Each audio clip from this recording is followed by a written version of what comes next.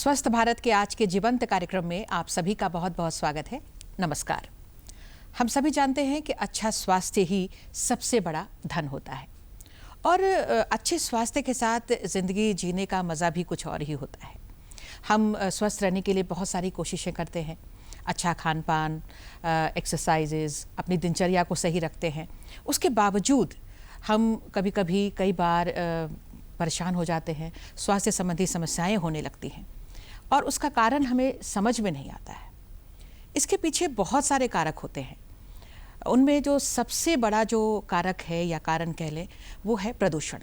और आप सभी जानते हैं कि प्रदूषण भी कई तरह के होते हैं। कई भागों में हम प्रदूषण के बारे में बातचीत कर सकते हैं।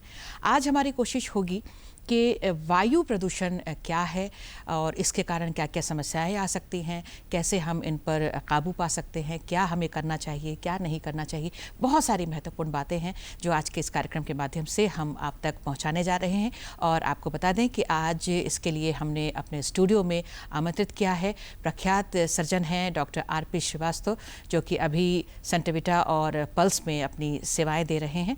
डॉक्टर साहब, आपका बहुत बहुत स्वागत है हमारे कार्यक्रम में। नमस्कार। नमस्कार। आपके माध्यम से दर्शकों को नमस्कार। मैंने अपनी जेब में पहले ये रखा और एक्सीडेंट ही अपॉर्चुनिटी है, ऐसा कथन है। तो हमारे साथ कोरोना का एक्सीडेंट तो हो गया पूरे विश्व में भयावह, और इसी को हम अभी अपॉर्चुनिटी मानते हैं। और इसी लिए आपने समसामयिक शब्द चुना, वायु प्रदूषण। तो वायु प्रदूषण से अनजाने में हम प्रभावित होते रहते हैं और बचाने का सबसे अपने हाथ में सबसे सरल उपाय कोरोना से तो बचने का है ही, वायु प्रदूषण से भी बचने का यही है।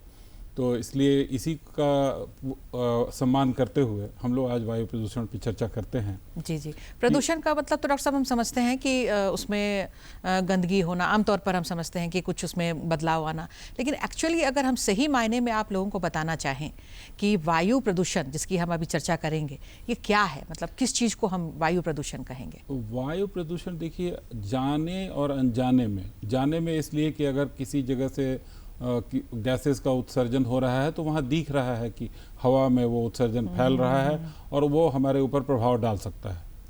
अनजाने में, जैसे हम स्टूडियो में भी बैठे हैं तो हम वायु को देख नहीं सकते, इस वायु में क्या क्या है, या हम जहाँ अपने घर से बाहर निकल के और जब विचरण करते हैं उस वायु में क्या क्या है, ये जानना हमारे लिए निहायत ज़रूरी है जी। अनजाने में हम अपने स्वास्थ्य को प्रभावित करवा रहे हैं और इसके दुष्प्रभाव से अपने आप को ग्रसित होते हुए देख रहे हैं। अगर हम इससे बचाव न करें तो वायु प्रदूषण, वायुमंडल में जो प्रदूषण पैदा करने वाली गैसीय पदार्थ अच्छा, और कण के रूप में जो पदार्थ होते हैं, उनसे हमारे चारों तरफ की वायु कैसे प्रभावित हुआ करती है, ये वायु प्रदूषण का एक उदाहरण है। और जैसा कि मैंने कहा कि दो प्रकार से प्रदूषित होती वायु, एक गैसीय पदार्थों के द्वारा जिसमें कार्बन मोनोऑक्साइड है, कार्बन डाइऑक्साइड है, नाइट्रोजन से लोडेड गैसेस हैं, सल्फर से लोडेड गैसेस हैं, और दूसरा कणों के माध्यम से। तो छोटे छोटे महीन कण जिसको हम नहीं देख सकते, हमारे देखने से भी परे क्यों हैं, और उनका एक पैरामीटर बना हुआ है जो हमें पर्टिकुलेट मैटर अंग्रेजी में कहते हैं, कणीय पदार्थ हम हिंदी में उसको समझते हैं। और वो कण हमें दिख नहीं सकते क्योंकि वो उन कणों की परिभाषा जो है वो 2.5 माइक्रोन की है। माइक्रोन एक स्केल है जी, अति सूक्ष्म हम कह सकते हैं। अति सूक्ष्म। अति सूक्ष्म का मैं उदाहरण दे देता हूँ। हमारा ह्यूमन हेयर जो है, हमारे बाल जो हैं, उसको अगर बाल को हम काटें ऐसे तो जो भाग दिखेगा, उसकी लंबाई मत देखिए, जो भाग दिखेगा वो 40 माइक्रोन का होता है। तो हम उसके 40 माइक्रोन को अपनी नंगी आंखों से देख सकते हैं।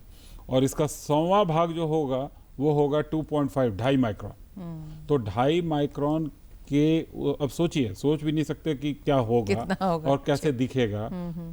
पर्टिकुलेट मैटर, कणीय पदार्थ 2.5 माइक्रोन के होते हैं और उन्हीं की संख्या कितने हैं अपने वायुमंडल में फैली हुई है, इससे हम मापते हैं कि प्रदूषण क्या है। आप आजकल दूरदर्शन या किसी भी माध्यम में आप देखिएगा कि कहीं भी जहाँ वायु के बारे में वायुमंडल के बारे में कोई भी न्यूज़ आता है उसमें पर्टिकुलेट मैटर और गैसेस का डिस्क्रिप्शन रहता है। तो पीएम पर्टिकुलेट मैटर कणीय पदार्थ 2.5 माइक्रोन वाले, अब जैसे आप एक सिगरेट अगर पीते हैं तो आप वायुमंडल को 22 माइक्रोन तक प्रदूषित करते हैं। आप ऐसे सोचिए, एक सिगरेट पीने में पर्टिकुलेट मैटर वायुमंडल को 22 माइक्रोन तक प्रभावित करता है। तो अब हम सिगरेट भले ही न पी रहे हों, क्योंकि बहुत सारा स्वास्थ्य के लिए हानिकारक है, ऐसा लगा लगा के लोगों की चेतना जगाई गई और लोग धूम्रपान से अपने आप को बहुत दूर तक मतलब आज बचाए रखते हैं, बचाए रखते हैं। अपने बचपन को मैं देखता हूँ, आज मैं देखता हूँ तो मुझे लगता है कि बहुत सारे चेंजेस हम लोगों ने लाए धूम्रपान के मामले में, सचेत किया गया और हम लोग सचेत हुए। लेकिन इसके बावजूद ये जो वायु प्रदूषण है वो अनजाने में हमें कैसे प्रभावित करता है कि ये जो पर्टिकुलेट मैटर होते हैं और गैसीय पदार्थ होते हैं ये वायुमंडल में फैले हुए हैं। हम अनजान हैं, हम चाहे शहर में रह रहे हैं जहां हमें चिमनियों से निकलते हुए धुएं दिखते हैं तो हम समझते हैं कि यहाँ पे प्रदूषण है। लेकिन हम अगर शहरों को छोड़ के कस्बों और गाँव में जाएं तो हमें ये एहसास ही नहीं होता। हम सोचते हैं कि हम बहुत ही स्वस्थ वातावरण में हैं, जो बिल्कुल ही विपरीत है। अभी आगे हम लोग चर्चा करेंगे कि कस्बों और गांवों में कैसे वायु प्रदूषित हो जाते हैं जहां कल कारखाने नहीं हैं, तो भी वायु कैसे प्रभावित होता है हमारा। तो हमने आपको ये तो बहुत सारे कारण आपने बताए, बहुत सारे कारक आपने बताए कि गैसियस होता है और ये जो पार्टिकल्स के तहत जो कणों से जो ये जो पॉल्यूशन है, एयर पॉल्यूशन, वो फैलता है। तो ये तो कारक बहुत है डॉक्टर साहब, और इसको शायद हम किसी हद तक रोक सकते हैं, क्या बहुत मुश्किल है रोकना अगर आज के समय में कहें। जैसे सिगरेट पीने की आपने बात कही तो उसको हम रोक सकते हैं, लेकिन जो कल कारखाने आसपास हैं या फिर और जो चीज़ें हैं जो ये एयर पॉल्यूशन में अपना योगदान देती हैं, उनको कम करना शायद अभी संभव नहीं है। लेकिन ये जानना ज़रूरी है कि उससे हमको अपने आप को बचाए कैसे रख सकें। तो उससे पहले आपसे ये हम पूछेंगे कि ये जो पॉल्यूशन है, एयर पॉल्यूशन, ये किस तरह से मानव स्वास्थ्य को हानि पहुँचाता है? हाँ, ये बहुत ही अच्छा है। मतलब ये पूरे शरीर में या कैसे, किधर? हमें ये मालूम होना चाहिए कि ये कैसे प्रभाव डाल सकता है, दुष्प्रभाव डाल सकता है। तो हमारा फेफड़ा जो है वो वायुमंडल को खुला हुआ है। अब नली के माध्यम से, गले के माध्यम से और नाक के छेद के माध्यम से फेफड़ा हमारा वायुमंडल को खुला हुआ है। अब वहाँ से जो प्रदूषित वायु है वो हम अनजाने में ले रहे हैं, और जब वो 2.5 माइक्रोन जो मैंने आपको कहा कणीय पदार्थ, वो बिना नहीं दिखता हुआ पदार्थ जब अंदर जाता है तो फेफड़े के सबसे अंतिम सिरे तक पहुंचता है। अब फेफड़े को आप ऐसे समझिए कि मधुमक्खी का छत्ता है। तो मधुमक्खी के छत्ते के एक एक जो उसका छोटा छोटा जो एक एक सेल होता है, एक एक इकाई होती है, वहाँ तक हमारे ये कणीय पदार्थ और गैसेस पहुँच जाते हैं। वहाँ पर वो वहाँ से होते हुए रक्त के प्रवाह में शामिल हो जाते हैं, और जैसे ही रक्त के प्रवाह में वहाँ फेफड़े के रक्त संचालन में उनका प्रवेश हुआ तो वो ब्रेन से लेके, मस्तिष्क से लेके और शरीर के सारे अंगों तक पहुँचाए जाते हैं रक्त के द्वारा। और यहाँ तक कि नाखून में जो रक्त विहीन है, नाखून में भी वो डिपॉजिट होते हैं जाके।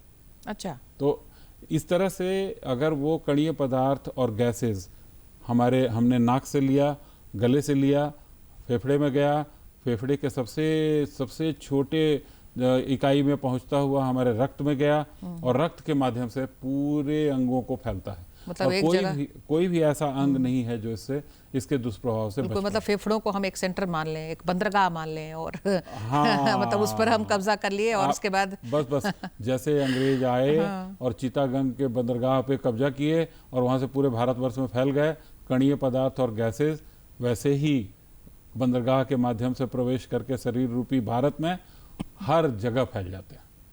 बिल्कुल, मतलब फेफड़ों के जरिए, मतलब ये जो पॉल्यूशन है वो फेफड़ों में जाकर कई तरह की प्रॉब्लम्स जो है, समस्या खड़ी करता है, और उसके बाद पूरे शरीर में ये समस्या खड़ी कर सकता है। तो फेफड़ों को ही केवल प्रभावित नहीं करता, ये पूरे शरीर के सारे अंगों को प्रभावित करता है, ये मेरा कहना था। जी जी। फेफड़ों में तो जा ही रहा है, फेफड़ों को प्रभावित करेगा ही करेगा, लेकिन वहां से और रक्त प्रवाह के द्वारा हर जगह जाके सारे अंगों को प्रभावित करता है जी।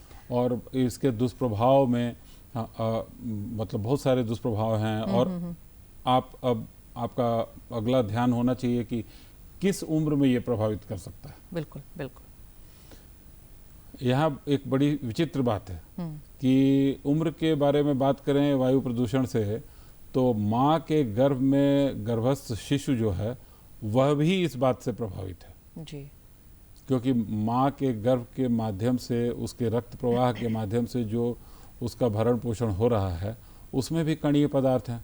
तो उस बढ़ते हुए शिशु के मस्तिष्क से लेके और उसके चमड़े से लेके उसके गुर्दे से, उसके दिल से, उसके फेफड़े से, सब पर ये अपना दुष्प्रभाव छोड़ता है। और उसका नतीजा ये होता है कि बच्चे जो ऐसे प्रभावित इलाके में पैदा होते हैं तो उन पर उनके मस्तिष्क की क्षमता जो है अवरोधित हो जाती है जी। उनका शरीर बहुत ही अवरोधित हो जाता है और विकास नहीं हो पाता है। और ये समाज को एक अभिशाप की तरह मिलता है जी। उस बच्चे का तो कोई दोष नहीं है, उसको तो कुछ पता नहीं है, माँ को भी उसको पता नहीं है, लेकिन ये हमारा अपना प्रदूषण जो है हमारे आने वाली पीढ़ी को किस प्रकार प्रभावित कर सकता है, इसका एक ज्वलंत उदाहरण है। इसीलिए और ज़रूरी है कि हम वायु प्रदूषण के बारे में समझें, सचेत हों और कुछ ना कुछ क्रियान्वित हों करें अपने बिल्कुल। कई बार तो समाचारों में अभी हम लोग लगातार देखते रहते हैं, कहीं गैस रिसाव हो रहा है, कहीं से लगातार धुआं निकल रहा है, या फिर अगर पेरेंट्स में कोई एक भी सिगरेट पी रहा है तो उसका भी असर गर्भस्थ शिशु में देखने को मिलता है। तो ये तो मतलब सामने सामने लक्षण दिख रहे हैं। मैंने कहा कि अब कारखाने के बगल में है तो वहाँ तो दिखता है कि यहाँ प्रदूषण है। अब आप इमेजिन करिए कि गाँवों में और कस्बों में जहाँ चूल्हे पर सेकी हुई रोटी का प्रचलन बहुत ज़्यादा है जी, और लोगों को लगता है कि बस चूल्हे पर गृहिणी ने अगर रोटी पका के नहीं दिया तो उसके साथ बड़ा अन्याय हो गया, और चूल्हे पर पकी हुई रोटी खाना बहुत ज़रूरी है। और वो चूल्हा जलेगा जलावन से, या तो गोईठे से जलेगा या वो जलेगा लकड़ी से, तो जिसको हम बायोगैस कह लेते हैं। तो लेकिन उसका दुष्प्रभाव देखिए, जीभ के स्वाद के लिए हम कितना बड़ा नुकसान अपने ऊपर आमंत्रित कर रहे हैं, इस पर भी जरा ध्यान दिया जी। हम कस्बों और गांवों में कहते हैं कि ना रोटी बड़ी अच्छी सेकती है और चूल्हे पर सेका हुआ सब कुछ बड़ा, बैगन का भरता अच्छा लगता है, रोटी अच्छा लगता है, लेकिन उससे जो जनित हम जितने गैसेस हैं और जितने पर्टिकुलर मैटर हैं, वो अगर जो गृहिणी वहाँ पे अगर वो गर्भावस्था में भी है तो भी बैठ के रोटी पका रही है, तो सोचिए कि वो किस तरह, या उसके चारों तरफ बच्चे बैठे हुए हैं, तो उनको वो कितना नुकसान पहुंचा रही है हमारे जीभ के रोटी के स्वाद के लिए। अगर इस बात को हमने आत्मसात कर लिया अपने सोचने में, तब हम अपने आप को इस बात से रोकेंगे कि हमें चूल्हे पर बनी हुई रोटी नहीं चाहिए। हमें जो आधुनिक तरीके आ गए हैं, जिसके लिए हमारी सरकार भी बहुत सचेत है और बहुत सारा प्रयास किया जा चुका है, उस तरह के सुविधाओं से अपना खाना पकाना होगा जी, जी, जी। और सौर ऊर्जा हो, ऑल्टरनेटिव जो भी ऑल्टरनेटिव एनर्जीज है, मतलब गैस और धुआं रहित जो चूल्हे उज्ज्वला योजना में दिए गए, ये शायद सबसे बड़ी सेवा है भारत में मानवता की, क्योंकि महिलाओं को उस चूल्हे से हटा के, अब वो सफलता असफलता और हम लोग अभी व्याख्या नहीं करेंगे, जी। लेकिन ये बहुत ही अच्छी योजना है और इसके लिए हम सब लोगों को कृत संकल्प होना चाहिए, जिनके पास भी क्षमता है कि कम से कम एक आदमी जो सक्षम है वो एक घर चुन ले कि उस एक घर में वो गैस की व्यवस्था करवा देगा, जिससे वो गृहिणी वहाँ से हटे और जिससे वो बच्चे वहाँ से स्वस्थ रह पाएँ। तभी आने वाले दिनों में हमारे स्वास्थ्य की रक्षा हो पाएगी। बिल्कुल, ये तो एक तरीका हुआ कि हम किस तरह से वायु प्रदूषण को रोक सकते हैं और अपने स्वास्थ्य को बेहतर कर सकते हैं, हानि नहीं पहुंचा सकते हैं। जैसे आपने बताया कि फेफड़ों में बहुत सारी समस्या हो जाती है और बहुत सारे अंग हैं हमारे, ब्रेन से लेकर सर से लेकर पैर तक जो कहते हैं, किन किन अंगों पर ज़्यादा असर दिखाई देता है? जैसा मैंने कहा कि ये रक्त प्रवाह फेफड़ों के माध्यम से रक्त में अंदर आकर और रक्त प्रवाह के माध्यम से सबसे ज़्यादा अंगों को पहुंच सकता है, जी, जी। सारे अंगों को पहुंच सकता है। हाँ। दुष्प्रभाव देखा गया है मस्तिष्क के विकास में, इसका बहुत ही कुप्रभाव देखा जाता है। अच्छा। गर्भस्थ शिशुओं पर इसका प्रभाव पड़ता है, तो जैसा पहले भी मैं बोल चुका हूँ, वो तो उनके विकास का अवरोध हो जाता है, उनकी मानसिक क्षमता बहुत ही अवरोधित हो जाती है। लेकिन साथ साथ वयस्कों में भी ये देखा जाता है कि मस्तिष्क के ऊपर इसका बहुत ही गंभीर दुष्प्रभाव होता है और उनका व्यवहार बदलने लगता है। अब व्यवहार बदलने का कारण तो नहीं दिखता, लेकिन ये अनदेखा कारण है। और इसी तरह से गुर्दों पर भी इसका दुष्प्रभाव होता है। जहाँ जहाँ जिन अंगों का स्ट्रक्चर है उन स्ट्रक्चर्स को ये प्रभावित करता है, जो उनकी बनावट है, बनावट को प्रभावित करता है, और तब उनकी कार्य क्षमता प्रभावित होती है और उससे सारी बीमारियां और सारी डिसेबिलिटीज़, मतलब अंगों का विकास सही तरह से नहीं हो पाता है, सही तरह से जी, नहीं जी, होना, जी। या अंग ठीक से काम नहीं करना, तो डिजीजेज और डिजेबिलिटी, बीमारियां और विकास में उनका अवरोध और विकास गलत होना, ये तो होता ही है। साथ ही साथ देखा गया है कि हमारे यहाँ प्रदूषण, वायु प्रदूषण के चलते ही सबसे ज़्यादा टीबी का दुष्प्रभाव होता है। टीबी का दुष्प्रभाव हमारे यहाँ, जैसे वायु प्रदूषित इलाके में जो लोग रहते हैं उन पर ज़्यादा हावी हो जाता है। कोयला खदानों के आसपास, अयस्क के खदानों के आसपास, हमारा राज्य तो बहुत ही इस मामले में समृद्ध है, लेकिन समृद्धि का जो हम खर्च दे रहे हैं वो हमें समझ में नहीं आता है। और मोटर व्हीकल्स जितने हैं उनसे जितना उत्सर्जन होता है गैसेस का, वो हम अगर छोटी छोटी बातों पे सोचेंगे तभी इससे बचा पाएंगे। जैसे कहीं सिग्नल पे मैं देखता हूँ अक्सर, हाँ, सारे लोग अपना एक्सेलरेटर सब ऑन किए हुए रहते हैं और उनका एसी चलते ही रहना चाहिए। और एसी के दुष्प्रभाव से कितना गैसेज वायुमंडल में निकल रहा है। बगल से साइकिल चलाता हुआ जो व्यक्ति जा रहा है उसके पास तो कुछ नहीं है, तो वो कितना दुष्प्रभाव से प्रभावित है। हो सकता है एसी के कंपार्टमेंट में बैठा हुआ आदमी थोड़ा अपने आप को सुरक्षित समझे, लेकिन बगल से राहगीर जो हैं, पैदल चलने वाले, साइकिल चलने वाले, उन लोगों पे हम लोग कितना बोझ डालते हैं अपने इन बातों से। इस बात की भी लोगों को खबर होनी चाहिए और अपनी आदतों में सुधार लाना बहुत ज़रूरी है इस मामले में। बिल्कुल, मतलब कहने का मतलब है कि ये जो वायु प्रदूषण है इसके कारण पूरे शरीर पर हम बुरा असर पड़ता है और कई तरह की एक्टिविटीज़ में भी असर पड़ता है। अब हमारा जो झारखंड है, अगर झारखंड के परिप्रेक्ष्य में बात करें डॉक्टर साहब, तो यहाँ गांव ज़्यादा है, यहाँ पे ग्रामीण इलाके से जो बच्चे हैं वो उनकी जो शारीरिक गतिविधियाँ हैं वो अगर शहर के बच्चों की तुलना अगर करें तो उनकी गतिविधियां भी ज़्यादा हैं, उनको वो आगे आ भी रहे हैं बहुत ज़्यादा। और देख रहे हैं कि जो शहरी जो बच्चे हैं उनकी क्षमता जो स्पोर्ट्स की है, अगर हम बात करें, झारखंड भी एक स्पोर्ट्स में आगे है काफ़ी अभी, और यहाँ के कई बच्चे मेडल भी ला रहे हैं।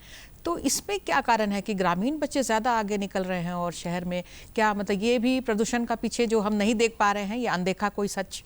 आपने एक बहुत ही अच्छी बात की। देखिए, प्रभाव आज के दृश्य में प्रभाव देखिए कि बहुत सारे हमारे देश के लिए जो मेडल्स आ रहे हैं वो मेडल लाने वाले बच्चे ग्रामीण परिवेशों से ज़्यादा आ रहे हैं, शहरी परिवेश से कम आ रहे हैं। ये एक तथ्य है। जी जी। अब इसकी शुरुआत कहीं 18-20 साल पहले ही हो गई और क्षमता, ऐसा नहीं हुआ कि शारीरिक क्षमता और प्रदर्शन की क्षमता शहर के बच्चों में कम था और ग्रामीण बच्चों में ज़्यादा था, लेकिन प्रदूषण के कारण शहर के बच्चे इसमें पिछड़ गए और ग्रामीण परिवेश के बच्चे, चूँकि प्रदूषण कम है, मैंने कहा कि वहाँ चूल्हा, वहाँ उपले, वहाँ लकड़ियाँ जला दी जाती हैं और उससे दुष्प्रभाव होता है, लेकिन फिर भी जब वो जलाई जाती हैं तभी का दुष्प्रभाव है। शहरों में तो 24 घंटे दुष्प्रभाव है। तो खुला वातावरण, शहर के बच्चे नहीं अपनी क्षमता प्रदर्शित कर पा रहे हैं। और आप देखिए कि ग्रामीण परिवेश से आए हुए बच्चे, हमारे झारखंड राज्य जो है, सचमुच आपने ठीक ही कहा कि यहाँ स्पोर्ट्स की प्रधानता है और बच्चों के क्षमता की भी प्रधानता है और इस बात के लिए हमें फ़ख्र है। लेकिन हमारे केवल ये कस्बों और ग्रामीण के परिवेश का और वायु प्रदूषण कम होने का, एकदम से नहीं तो नहीं कह सकते, कम होने का ये सबसे बड़ा उदाहरण है कि हमारे बच्चे निकलकर आजकल मेडल्स लेके ज़्यादा आते हैं। शहरों में के बच्चे अब आजकल वो उनका केवल वही शूटिंग वूटिंग रह गया है जिसमें उनकी शारीरिक क्षमता उतनी ज़्यादा काम नहीं आती, उनकी मानसिक क्षमता, उनकी ट्रेनिंग ज़्यादा काम आती है।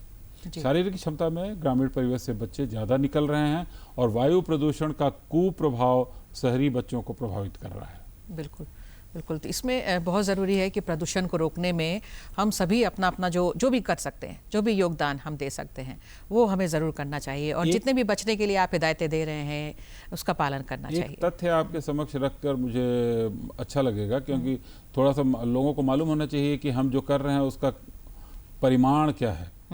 तो एक तथ्य है कि गर्भस्थ शिशुओं में विकलांगता जी, और यहाँ तक कि उनकी मृत्यु पूरे विश्व में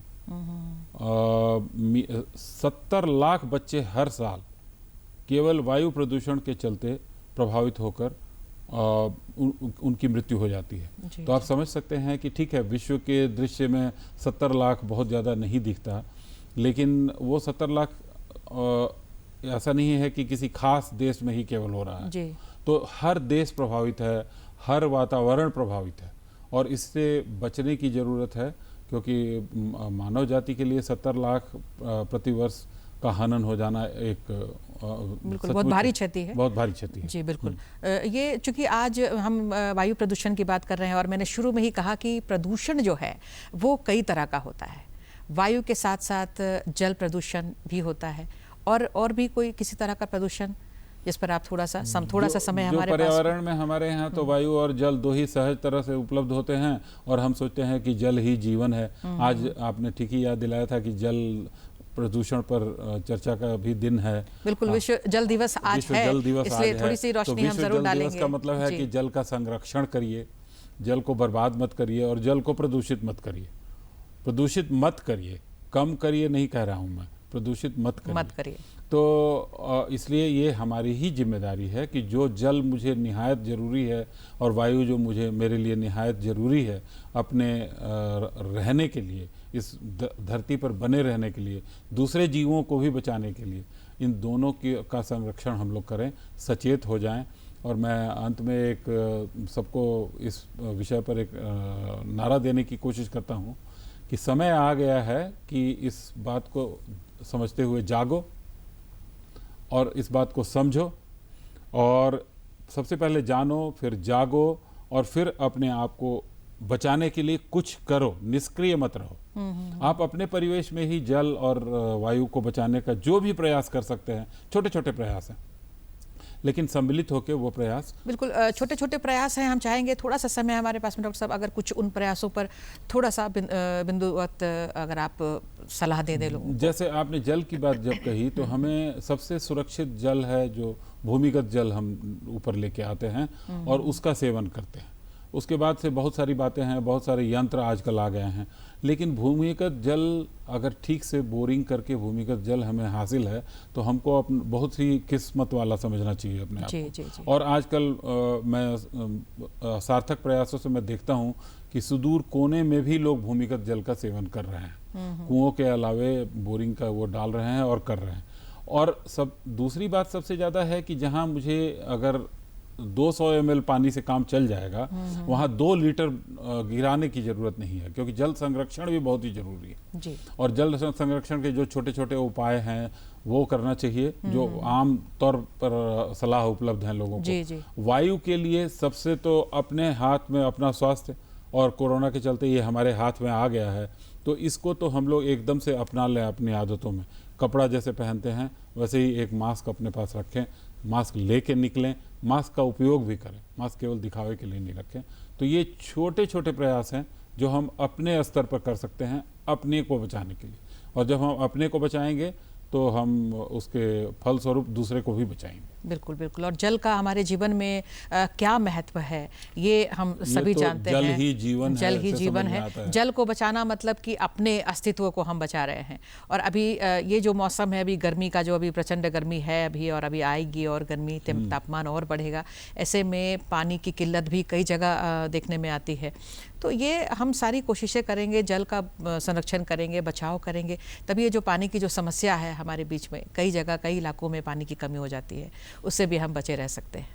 और ये जो मास्क आपने दिखाया है डॉक्टर साहब, ये तो जाहिर सी बात है कि ठीक है, कोरोना कम हो गया है, अभी हमने होली का त्यौहार भी मनाया और बहुत मुक्त होकर बनाया, तो चलते चलते बस समापन का समय आ चुका है। कोरोना से संबंधित अगर एक लाइन में कुछ मैसेज दे और उसके बाद हम समापन करें। कोरोना के लिए वही है कि जानो तो जान तो गए हैं हम, और जागो तो जगे हुए भी हैं हम कोरोना के लिए। तो अब कुछ करो, तो कुछ करो मतलब अपने आप को बचाओ और दूसरों को भी बचाओ। बिल्कुल। तो आज आप आए सर, बहुत अच्छी जानकारियाँ आपके माध्यम से मिली हैं। प्रदूषण को किस तरह से हम रोक सकते हैं, खास करके वायु प्रदूषण, जल प्रदूषण पर किस तरह से काबू हम पा सकते हैं। आपने अपना बहुमूल्य समय दिया, जानकारियाँ दी, आपका बहुत बहुत धन्यवाद। नमस्कार। आपके माध्यम से दर्शकों से जुड़ के मुझे भी बहुत अच्छा लगता है, बहुत ही अच्छा लगा। आप सभी को भी बहुत बहुत धन्यवाद। नमस्कार।